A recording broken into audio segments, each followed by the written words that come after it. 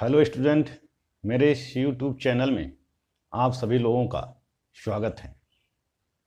मैं पिछले वीडियो में आप लोगों को भारत के संविधान का विकास, ऐतिहासिक पृष्ठभूमि के बारे में आप लोगों को अवगत करा रहा था। भारत का जो संवैधानिक विकास होता है उसकी एक लंबी प्रक्रिया होती है। जैसा कि हमने आपको पिछले वीडियो में, जो कि 4 भागों में मैंने विभाजित किया है, भारत के संविधान का विकास, ऐतिहासिक पृष्ठभूमि, या इसको हम कह सकते हैं भारत का संवैधानिक विकास। भारत का संवैधानिक विकास, ऐतिहासिक पृष्ठभूमि, इसको मैंने कई पार्ट में आप लोगों को अवगत कराया था। सन 1600 ईस्वी से लेके 1947 तक जितने भी अधिनियम बने, सारे अधिनियम को मैंने कई पार्ट में विभाजित किया है। तो पिछले वीडियो में मैंने आप लोगों को संवैधानिक विकास के बारे में बता रहा था कि भारत के संविधान के विकास कैसे होता है, कौन कौन सी ऐतिहासिक पृष्ठभूमि तैयार होती है, किस प्रकार का अधिनियम होता है। जैसे कि भारत में ब्रिटिश ईस्ट इंडिया कंपनी के हाथों में 1765 में प्रत्यक्ष रूप से सत्ता आ जाती है। उसके बाद विभिन्न कानून बनने लगते हैं। 1773 का अधिनियम, 1781 का अधिनियम, 1784 का अधिनियम, फिर 1813 का अधिनियम, 1833 का अधिनियम, 1853 का अधिनियम, 1858 का अधिनियम, 1861 का अधिनियम, और इसी तरह से 1892 का अधिनियम, 1909 का अधिनियम, 1919 का अधिनियम, 1935 का भारतीय शासन अधिनियम, और अंतिम रूप से जो अधिनियम बना ब्रिटिश संसद के द्वारा वह 1947 भारतीय स्वतंत्रता अधिनियम।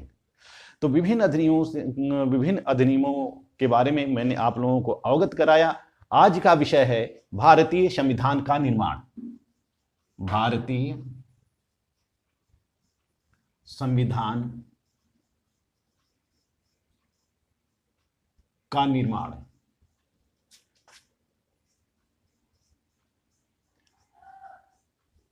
आज मैं आप लोगों को भारतीय संविधान के निर्माण के बारे में बताऊंगा कि भारत के संविधान का निर्माण कैसे होता है। जैसा कि ब्रिटिश शासन काल के दौरान 1946 में भारत में कैबिनेट मिशन आता है। भारत में कैबिनेट मिशन आता है।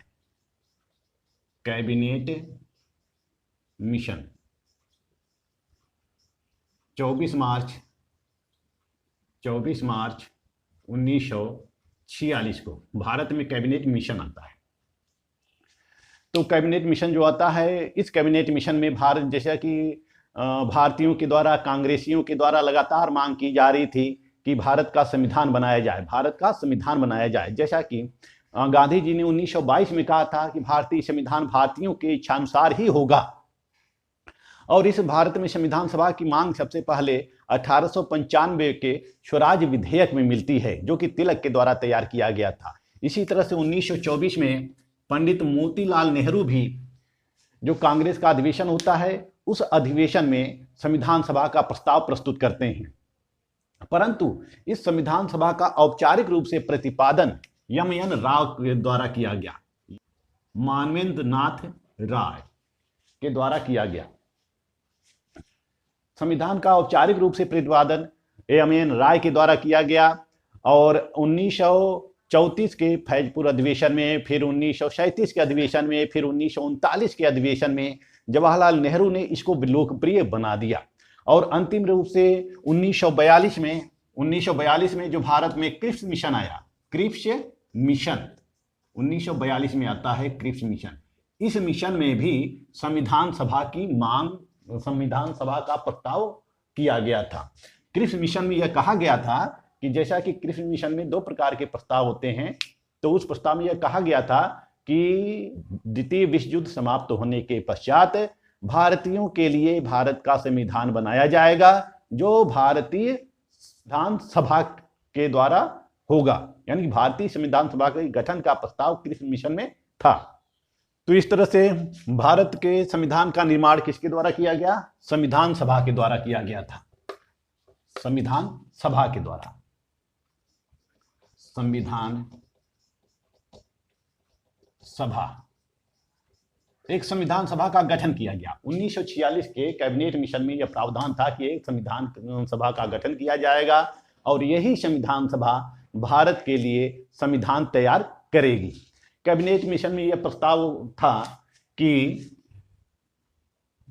389 संविधान सभा में सदस्यों की संख्या 389 होगी, जिसमें 292 ब्रिटिश प्रांतों से लिए जाएंगे, यानी कि प्रांतों से लिए जाएंगे, ब्रिटिश प्रांतों से लिए जाएंगे। इसमें जो था 93 देसी रियासतों से होंगे, देसी रियासतों से होंगे। 4 जो होंगे वह चीफ कमिश्नरी प्रांतों से होंगे। तो इस तरह से 389 सदस्यीय संविधान सभा का गठन किया गया और इसका गठन जुलाई में किया गया। जुलाई 1946 में पूरे भारत में संविधान सभा के लिए चुनाव हुए। इस चुनाव में 292 सीटों पर प्रांतीय विधानसभाओं के द्वारा सदस्य चुने जाने थे। यह जो चुनाव हुआ था यह प्रत्यक्ष रूप से नहीं हुआ था, अप्रत्यक्ष रूप से हुआ था। इसमें 292 जो प्रतिनिधि थे वह जो प्रांत 11 प्रांत की जो विधानसभाएं थी उन 11 प्रांतों की विधानसभाओं के द्वारा चुने गए थे। 11 प्रांतों के विधानसभाओं के द्वारा चुने गए थे और 93 उसमें देशी रियासतें थीं। इसमें 93 प्रतिनिधियों का जो मनोनयन किया जाना था वह देशी रियासतों के द्वारा किया जाना था और 4 चीफ कमिश्नरी प्रांतों के द्वारा मनोनयन किया जाना था। यह 4 चीफ कमिश्नरी प्रांत के कौन कौन से थे? अजमेर, मारवाड़, पहला अजमेर मारवाड़, दूसरा कुर्ग, तीसरा बलूचिस्तान, चौथा दिल्ली। तो 4 चीफ कमिश्नरी प्रांत थे। 4 चीफ कमिश्नरी प्रांतों से निर्वाचन किया जाना था। जो जुलाई 1946 में जो निर्वाचन हुआ था उस निर्वाचन में कांग्रेस को 208 सीटें प्राप्त हुई थी। 208 सीटें प्राप्त हुई थी। मुस्लिम लीग को 73 सीटें प्राप्त हुई थी। निर्दलीय जो प्रत्याशी थे, निर्दलीय प्रत्याशियों की संख्या जो थी वह 8 थी और इसमें 7 जो थे वह विभिन्न दलों से थे, जैसे Unionist party, Unionist Muslim party, scheduled caste party, Krishak party, इन सारे साम्यवादी दल, इन सभी लोगों को 1-1 सीटें प्राप्त हुई थी। इसमें जो एंग्लो इंडियन सदस्य भी मनोनीत किए जाने थे। एंग्लो इंडियन सदस्य मनोनीत किए जाने थे। एंग्लो इंडियन समुदायों का जो प्रतिनिधित्व था वह फ्रैंक एंथनी के द्वारा किया गया था। फ्रैंक एंथनी के द्वारा किया गया था। इसी तरह से पारसी समुदाय का जो प्रतिनिधित्व था वह पीएच मोदी ने किया था। पीएच मोदी, पारसी समुदाय का प्रतिनिधित्व पीएच मोदी ने किया था। तो इस तरह से जुलाई 1946 में संविधान सभा के लिए विभिन्न प्रांतों से चीफ कमिश्नरी प्रांतों से देशी रियासतों के प्रतिनिधियों के द्वारा कुल 389 सदस्यीय सीटों पर चुनाव संपन्न हुआ। जब चुनाव संपन्न हो जाता है तो संविधान सभा का गठन कर दिया जाता है। और संविधान सभा की पहली बैठक जो होती है वह 9 दिसंबर 1946 को पहली बैठक होती है। संविधान सभा की पहली बैठक होती है 9 दिसंबर 1946 को संविधान सभा की पहली बैठक होती है। और इस पहली बैठक में 210 सदस्य उपस्थित होते हैं। 210 सदस्य उपस्थित होते हैं। मुस्लिम लीग इस बैठक में भाग नहीं लेती है क्योंकि मुस्लिम लीग पाकिस्तान की मांग कर रही थी और इस संविधान सभा के गठन के द्वारा उसकी मांग पूरी नहीं की गई थी, या हम यूं कहें कि संविधान सभा में वह अल्पमत में आ गई। मुस्लिम लीग अल्पमत में आ गई और वह पाकिस्तान बनाना चाहती थी, पाकिस्तान का निर्माण करना चाहती थी। इसलिए संविधान सभा की बैठक में वह भाग नहीं लिया। इस संविधान सभा का उसने बहिष्कार कर दिया और 1946 में ही, सितंबर 1946 में ही अंतरिम सरकार का गठन किया गया था। 2 सितंबर 1946 में नेहरू के नेतृत्व में अंतरिम सरकार का गठन किया गया। अंतरिम सरकार, जैसा कि कैबिनेट मिशन में यह प्रावधान था कि एक अंतरिम सरकार का गठन किया जाएगा और मुस्लिम लीग इस अंतरिम सरकार में भी शामिल नहीं हुई। 16 अगस्त 1946 को मुस्लिम लीग प्रत्यक्ष कार्रवाई दिवस मनाती है। पूरे देश में दंगे भड़क उठते हैं और फिर अक्टूबर 1946 में मुस्लिम लीग सरकार का सहयोग करने के लिए, संविधान सभा का सहयोग करने के लिए वह मुस्लिम लीग सरकार में शामिल हो जाती है। वह सोचती है कि हम सरकार में शामिल रहकर हम सरकार का सहयोग करेंगे। तो इस तरह से 9 दिसंबर 1946 को संविधान सभा की पहली बैठक होती है, जिसमें 10 सदस्य उपस्थित होते हैं और डॉक्टर सच्चिदानंद सिन्हा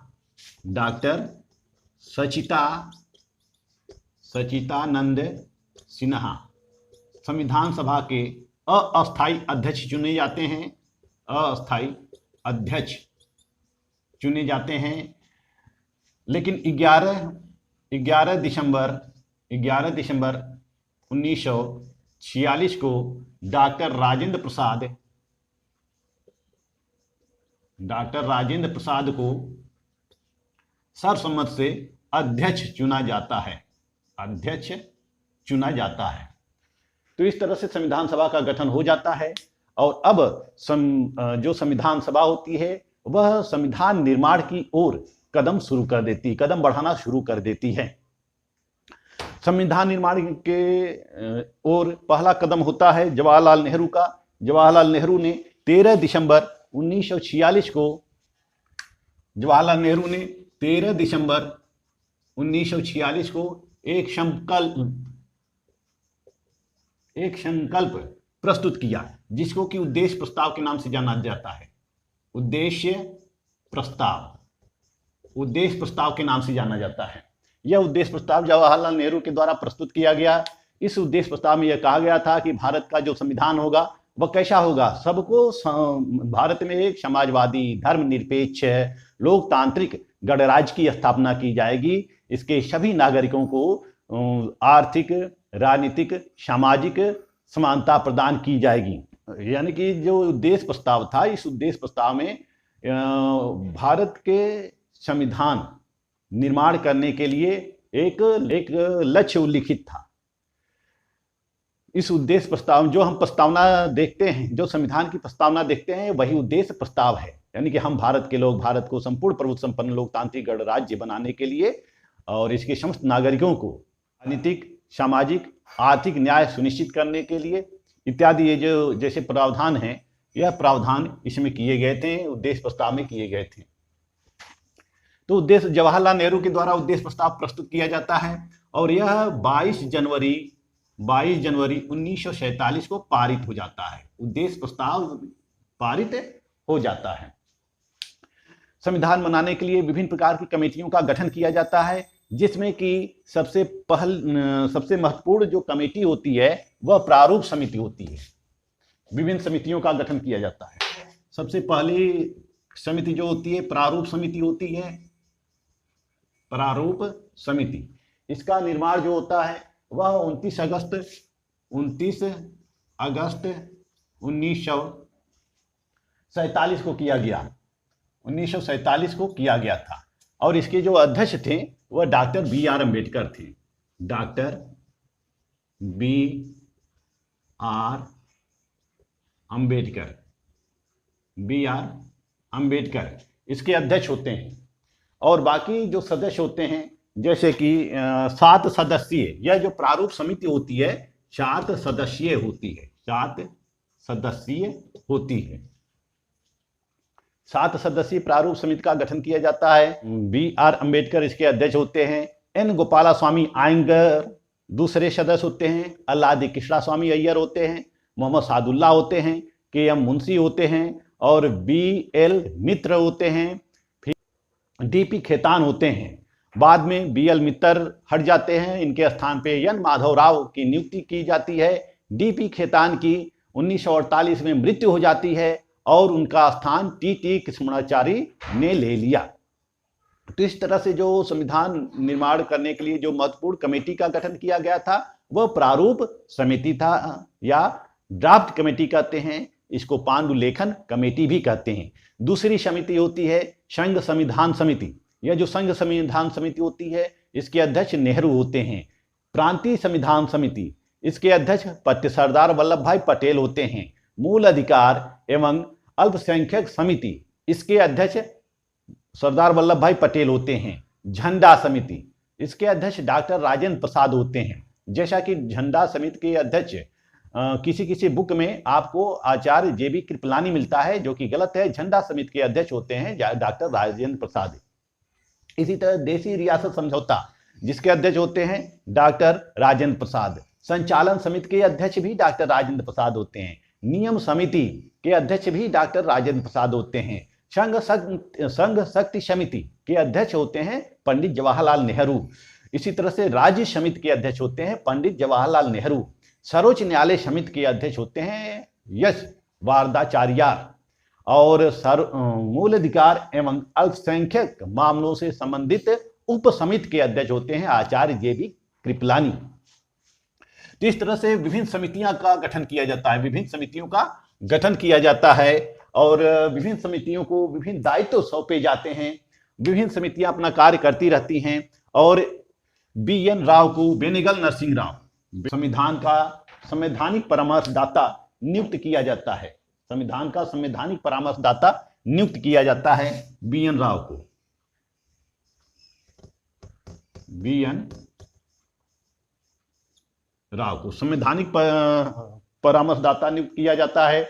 और BN राव विभिन्न देशों की यात्रा करते हैं, जैसे कि ऑस्ट्रेलिया, अमेरिका, ब्रिटेन, विभिन्न देशों की यात्रा करते हैं। विभिन्न देशों की यात्रा करने के पश्चात विभिन्न देशों के संविधानों को संग्रहित करने के पश्चात लगभग 60 देशों का संविधान, BN राव ने लगभग 60 देशों के संविधानों का अध्ययन किया। 60 देशों के संविधानों का अध्ययन करने के पश्चात वह अंतिम रूप से यह जो संविधान पहला प्रारूप बनाते हैं, उस प्रारूप में 243 अनुच्छेद और 13 अनुसूचियां होती हैं। 243 अनुच्छेद और 13 अनुसूचियां।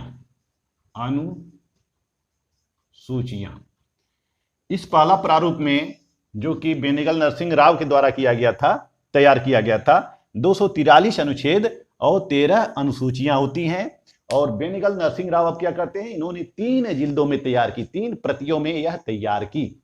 3 प्रतियों में भारत का संविधान इन्होंने तैयार किया और उस भारत के संविधान को किसके समक्ष प्रस्तुत कर दिया, ड्राफ्ट कमेटी के प्रारूप समिति को वह सौंप। अब संविधान निर्माण का जो कार्य होता है वह प्रारूप समिति के द्वारा किया जाता है। प्रारूप समिति के द्वारा किया जाता है। प्रारूप समिति अब उस संविधान जो बेनेगल नरसिंह राव के द्वारा जो प्रथम प्रारूप सौंपा गया था, उस प्रथम प्रारूप पे प्रारूप समिति डॉक्टर BR अम्बेडकर के नेतृत्व में की अध्यक्षता में विचार विमर्श करती है। और फिर 21 फरवरी 1948 तक, 21 फरवरी 1948 तक इस संविधान में 315 अनुच्छेद और 8 अनुसूचियां होती हैं। 315 अनुच्छेद और 8 शेड्यूल्स, अनुसूचियां होती हैं। 315 अनुच्छेद और 8 अनुसूचियां होती हैं। और 21 फरवरी 1948 को यह पूरा तैयार हो जाता है। फिर संविधान सभा का प्रथम वाचन प्रारंभ होता है। संविधान का प्रथम वाचन प्रारंभ होता है। संविधान सभा का प्रथम वाचन जो होता है, संविधान सभा का प्रथम वाचन 4 नवंबर 1948 से 9 नवंबर 1948 तक चलता है। 4 नवंबर 1948 से 9 नवंबर 1948, 9 नवंबर 1948 तक चलता है। यह प्रथम वाचन चलता है। विचार होते हैं, वाद विवाद होते हैं, संविधान की समीक्षा की जाती है, संविधान के प्रारूप पर समीक्षा की जाती है। फिर द्वितीय वाचन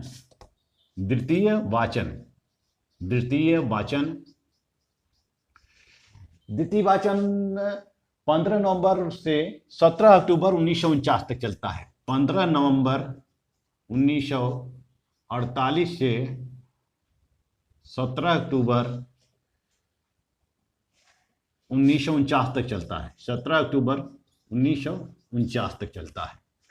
द्वितीय वाचन का प्रारंभ जो होता है 15 नवंबर 1948 से 17 अक्टूबर 1949 तक चलता है। और इस द्वितीय वाचन के दौरान विभिन्न प्रांतों से, प्रांतीय विधानसभाओं से, देशी रियासतों के राजाओं से और चीफ कमिश्नरी प्रांतों से सुझाव मांगे गए थे। संविधान के ऊपर सुझाव मांगे गए थे, क्योंकि वह तीन प्रतियों में प्रकाशित किया गया था संविधान, उसको विभिन्न सदस्यों को वितरित कर दिया गया था। और ऐसे में विभिन्न सदस्यों से सुझाव मांगे गए थे। और यह सुझाव जो था 7,635 सुझाव आए, 7,635 सुझाव आए, जिनमें 2,473 पर विचार किया गया और 2,473 संशोधन कर दिए गए। संविधान में 2,473 संशोधन कर दिए गए। अब तीसरा वाचन जो प्रारंभ होता है, जो तीसरा वाचन होता है,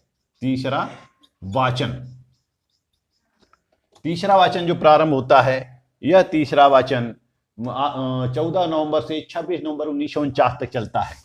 14 नवंबर 26 नवंबर 1949। तृतीय वाचन की शुरुआत 14 नवंबर 1949 से 26 नवंबर 1949 तक होती रहती है। और हमारा भारत का संविधान 26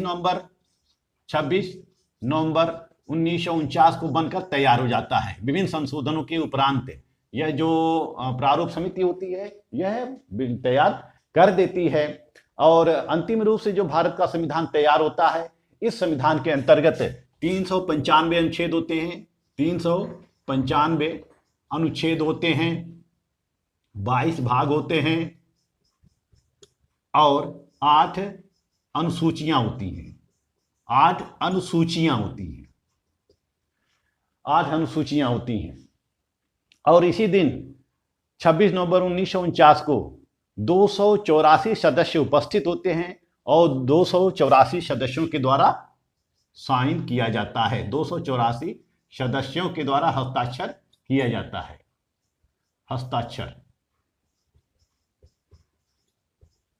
284 सदस्य हस्ताक्षर कर देते हैं।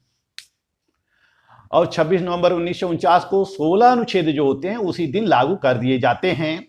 और संविधान सभा की अंतिम बैठक 24 जनवरी 1950 को होती है। अंतिम बैठक कब होती है? 24 जनवरी 1950 को होती है। 24 जनवरी 1950 को होती है। और इसी दिन डॉक्टर राजेंद्र प्रसाद को भारत का राष्ट्रपति घोषित कर दिया जाता है। भारत का राष्ट्रपति घोषित कर दिया जाता है। और संविधान सभा की जो बैठक हुई थी, वह कुल बैठक करीब कितनी हुई थी? 165 हुई थी।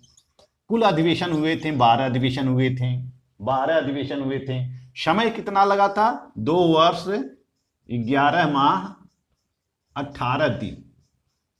2 वर्ष 11 माह 18 दिन और 12 अधिवेशन हुई थे।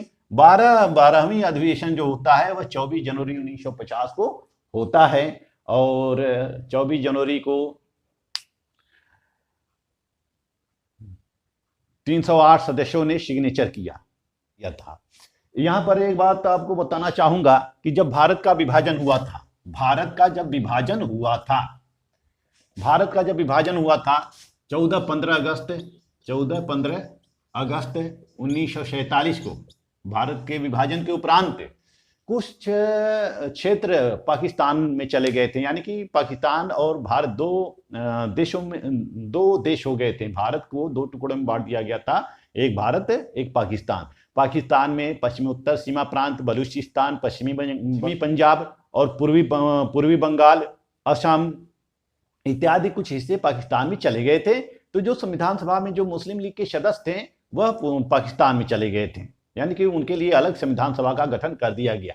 तो जो खाली कुल मिलाकर जो सीटें हो गई थी, यानी कि विभाजन के उपरांत ब्रिटिश भारत में जो सीटें हो गई थी वह कितनी हो गई थी? 229 हो गई थी प्रांतीय विधानसभाओं से, प्रांतीय सभा से 229 हो गई थी। और जो 70 हो गई थी वह देशी रियासतों के प्रतिनिधियों की हो गई थी। यानी कि कुल 299 सदस्य हो गए थे। लेकिन 26 जनवरी 1950 को अंतिम रूप से सदस्यों की संख्या कितनी हो गई थी? 324 हो गई थी। 324 सदस्य संख्या हो गई थी।